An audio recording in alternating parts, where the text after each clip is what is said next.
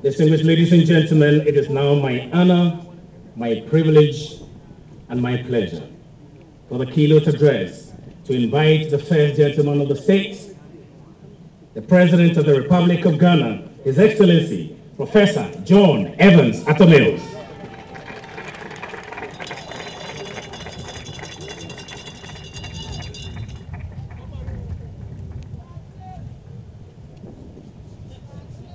Please be seated.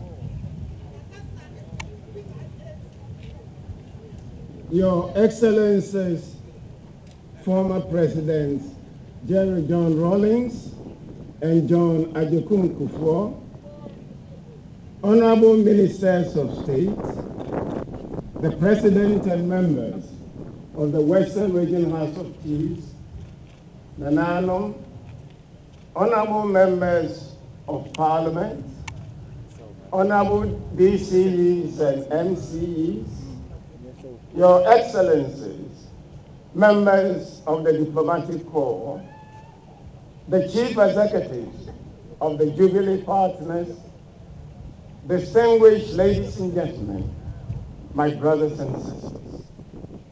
It is my honor, my privilege, and with great pleasure that I also welcome all of you gathered here this afternoon to witness the unveiling of God's gift to us as a people, namely the commissioning of the oil from the Jubilee field.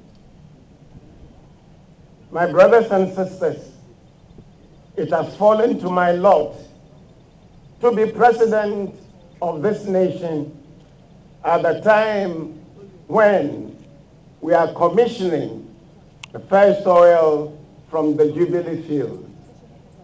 And I want all of you to join me in giving thanks to God for this national resource, for this great asset that He has given us.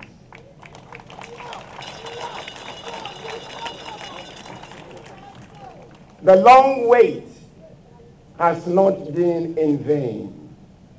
Indeed, from today, Ghana joins the ranks of oil-producing countries.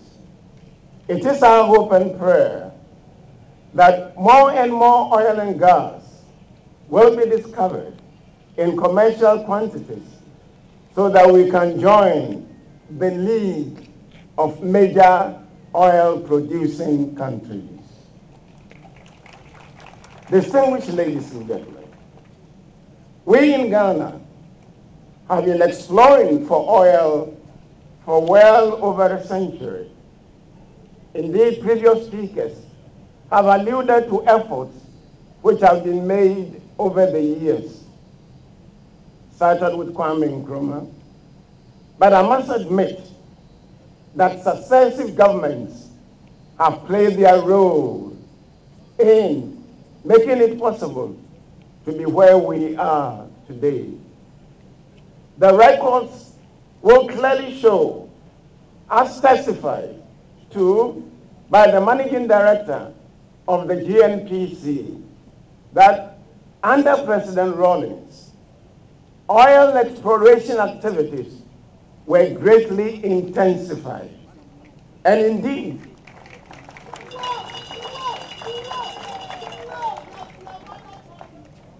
it is no coincidence that the requisite infrastructure and almost all the pieces of legislation on petroleum and oil exploration were enacted during the period of former President Jerry John Rawlings. He clearly laid a massive foundation for what we are witnessing today. President John Agyekum Kufuor continued from where President Rawlings left off. He also devoted attention to the oil exploration efforts. And indeed, it was during his period of stewardship that oil was struck in commercial quantities.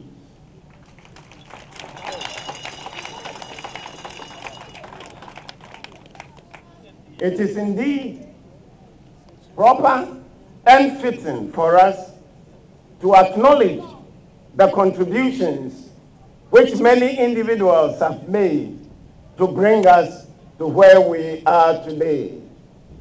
Some have made sacrifices, some have made great efforts, some have known no cost in order to ensure that Ghana struck oil. Even though it may be invidious to do so, my conscience will not allow me to sit down and forever hold my peace if I do not single out Mr. Tsatsu Tsikata for special mention.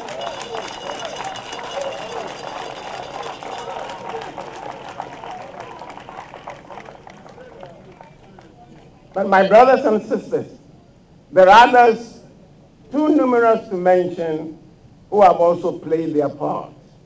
And to all of these, I say thank you and ayiko.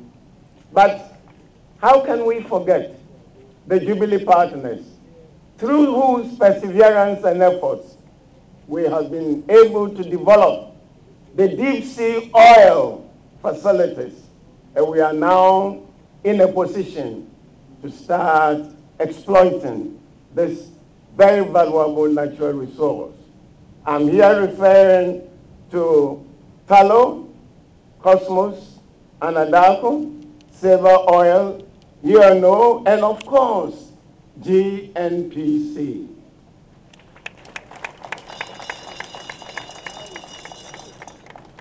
Distinguished ladies and gentlemen, as I stated in my State of the Nation address, the oil and gas discovery will be used by us to transform our national economy from its overdependence on primary raw materials into a modern 21st century prosperous industrial nation. And to this end, we intend to take a number of initiatives. One, to establish an integrated aluminum industry based on our bauxite deposits. Number two, to have a petrochemical industry using salt and natural gas. And to have a fertilizer industry which will propel the rapid development of agriculture and specifically agro-processing. Of course, there are other industries which will spring up as a result of this discovery.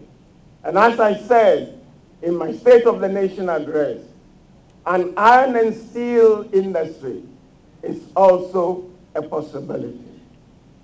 But my brothers and sisters, we have every right to enjoy this day, to be thankful, to celebrate.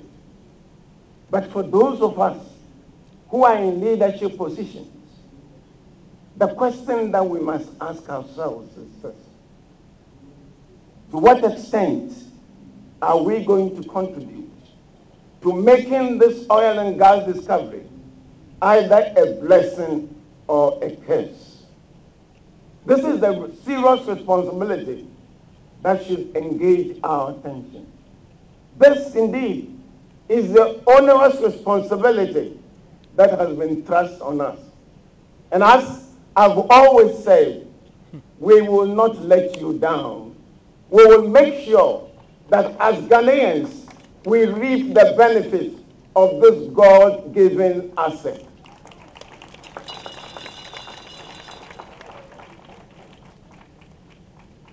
We want to create jobs, to develop our infrastructure, to have a robust economy, all because we are going to concentrate on using the oil and gas revenue for this purpose, to build a strong and diversified economy. And To the Jubilee partners, you can count on our support. We'll continue to maintain a stable environment so that you can operate without any fear, and you can be assured of a reasonable return on your investment. However, we would want you to continue to respect our laws and regulations. And we also want you to remember that we have a local content law.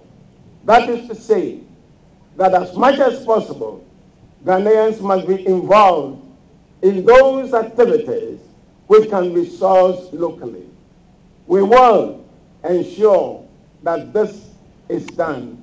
This is adhered to the letter. We also have extended the EIT, that is the Extractive Industries Transparency Principles, previously limited to mining companies, to the petroleum sector.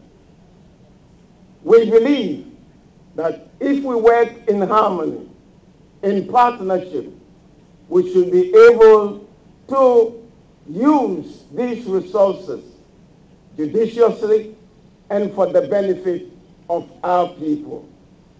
We want to assure our chiefs and our brothers and sisters in the Western region that the Western region, where the oil and gas is located, will be given the pride of place as far as development is concerned.